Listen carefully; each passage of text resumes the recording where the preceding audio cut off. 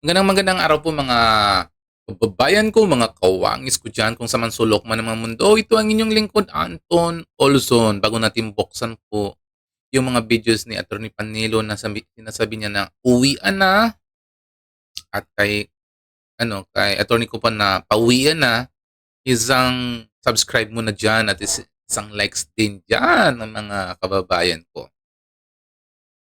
Kasi nga sabi kasi ni Attorney Panelo, uwian na, parang butil-butil na lang, parang durog-durog na yata yung mga prosecution. Kasi daw walang mga ebidensya na nilatag yung prosecution. Panay lang mga hearsay na galing sa social media o sa YouTube ang ginawang ebidensya ng mga prosecution. Ngayon sa kanyang closing statement ng bawat partido, yung prosecution pati ang depensa, napakalakas po yung depensa ni Attorney Koopman. Kaya sinabi niya, pauwiin na si ah Tatay Digong. Ito po yung ambos interview kay Attorney Panelo. Attorney Sal eh. What? Live tayo, live. Sir, how would you describe the closing statements of the defense counsel?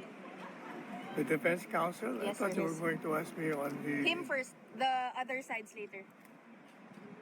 There was a vigorous attempt. Wait lang.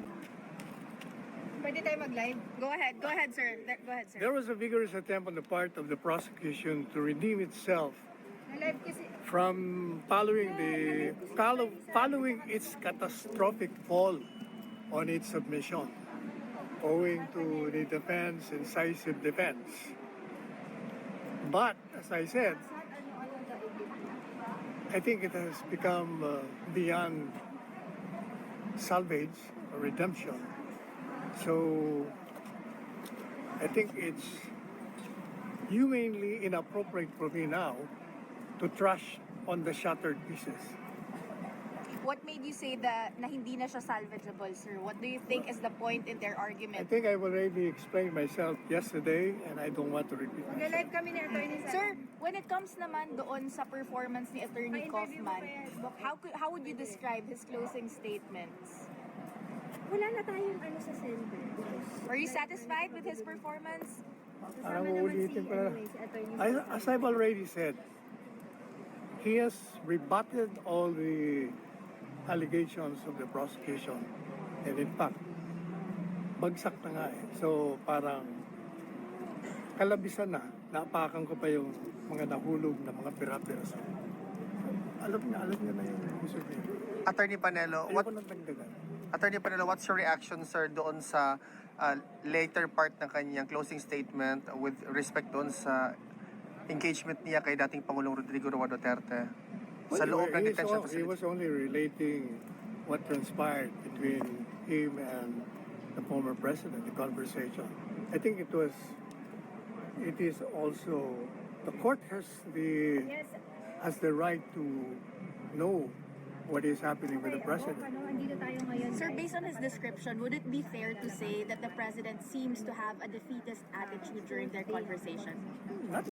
Parang napapansin ko kay Attorney Panelo, parang napipik ko na dahil sa paulit-ulit na tanong, 'di ba? Sabi niya, "Sinagot ko na 'to nung daang araw Ito sige, ito uulitin ko na naman." Yung parang sinabi niya na nga na uwian na.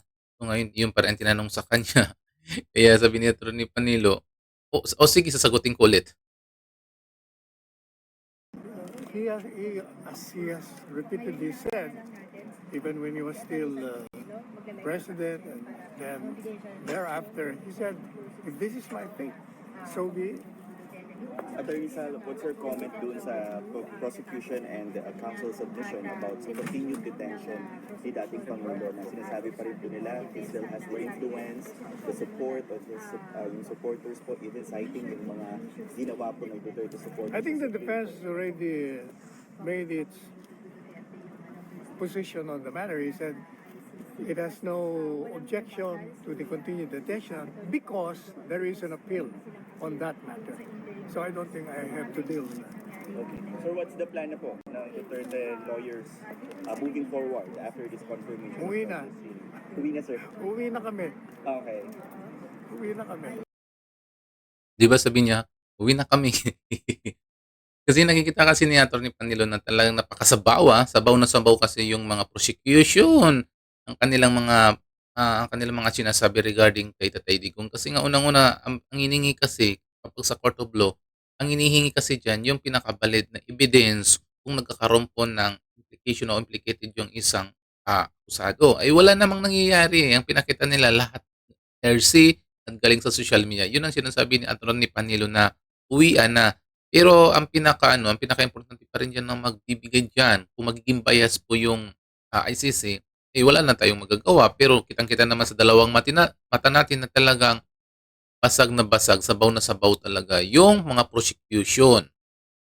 Yeah, medyo naging And hopefully meet with the Vice President and exchange views on the outcome of this hearing. Sir, if may takeaway po kayo dito sa 5-day na hearing na to, meron po ba kayong masasabi? 4-day. 4-day kasama po yung break po.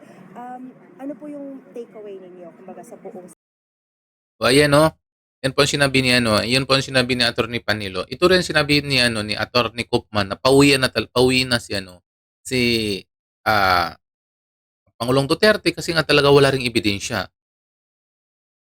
Ito, panoorin po natin. By coherent evidence and by common sense.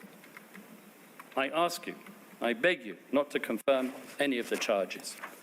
I ask you to let Rodrigo Duterte return to the Philippines, not to govern, but simply to let him live out the rest of his days in peace, in his humble dwelling in Davao.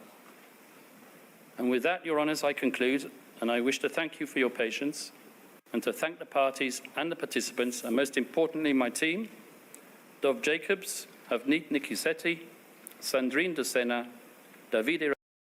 O ayan. Diba?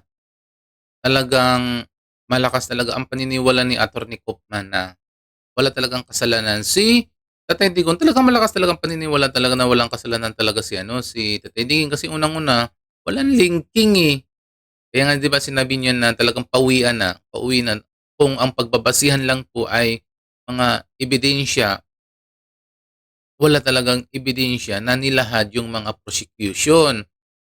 Wala talagang mga ebidensya simulat yung D1, D2 na sinabi ng mga prosecution, wala pong ebidensyang nilahad.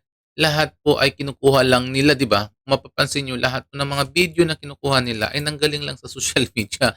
Akala ko kasi mayroon man silang ilalahad na mga ebidensya na naglilink kay Duterte na nagpapatunay na talaga siya ang nagsalita. Harap-harapan doon na may bidyong nakuha, na harap-harapan na tungkol sa war on drugs na ganito ang gawin natin sa mga inosente, sa mga tao na gumagamit ng pinagbabawal na wala siyang sinabing ganon. Halos ang sinasalita lang niya ni Tatay Digong sa mga pa-interview, sa mainstream media, sa kanyang mga sinasabi sa mga on-one interview, parang ganun na lang yun Parang mga halos makikita mo lang naman yun panila, halos lahat mga kasabihan lang halos ang makikita mo, di ba? Mga sinasabi ni pati at sabihin ni Koopman, iba ang ginagamit na lingwahe ni Duterte sa mga pahayag niya. Pero hindi nangangahulugan siya po ang dahilan sa nangyayaring krimen sa Pilipinas. So, yan muna mga kababayan ko, mga kawangis ko, sa mga kapaka-OFW, asala.